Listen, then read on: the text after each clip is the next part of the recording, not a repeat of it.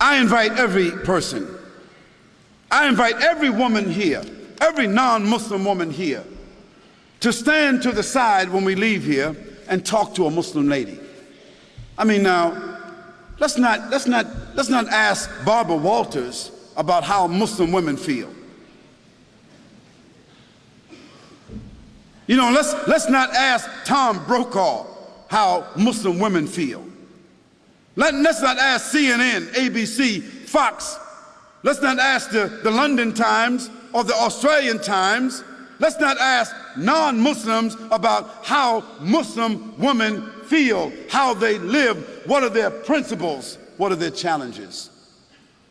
If you want to be fair, ask a Muslim woman. Ask my wife.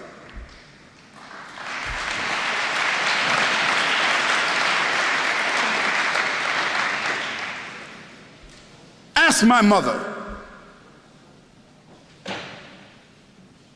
You see, ask a Muslim woman that knows her religion, who has a relationship with her Creator, who is stable in her society, understanding her responsibilities, her relationships. Ask her.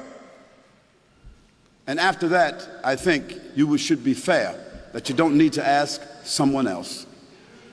But the problem is, no one really wants to ask Muslim women. We want to take pictures of women in Afghanistan, and pictures of women in Palestine, and pictures of women in Pakistan, and pictures of women over here, and we want to listen to what people say about female circumcision, as if Muslims got women, 1,000, 10, 30,000, 40,000 Muslim women all over the world is being circumcised. Some crazy Steven Spielberg stuff.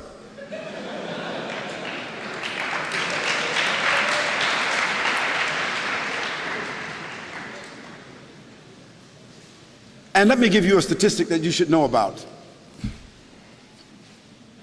If you take a quota in this room right here, I'll tell you this.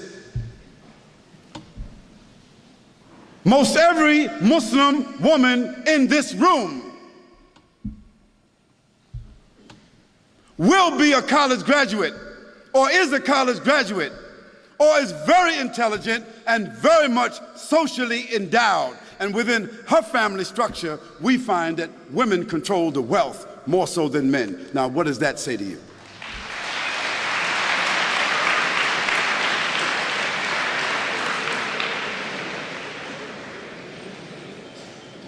Now, where you find women oppressed, women exploited, women mistreated among Muslims, that is because those Muslims themselves are not representing the principles of the religion. And in every religion, you've got black sheep.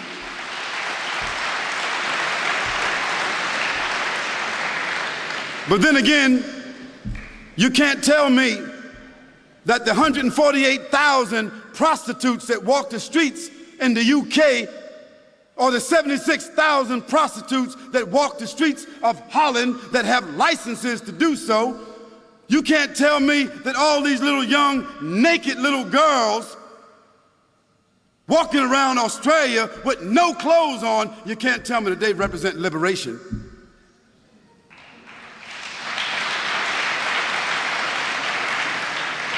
You can't tell me that the 2,350 abortions, murders that take place with these young women, you can't tell me that that represents sophistication. You can't tell me that that represents liberation. You can't tell me that a naked woman sitting on a chocolate bar, a naked woman selling everything, toothpaste, everything, you can't tell me that doesn't represent exploitation. So let's put things in context. Let's talk about things correctly, and let's be fair, and let's be objective. We can talk about that a little bit more if you want to. And let me give you one more statistic. One more. prostitution, venereal disease, abortion, and pedophilia. And this horrendous number of children being raped and kidnapped that exists in the Western world. It is almost unheard of in the Muslim world.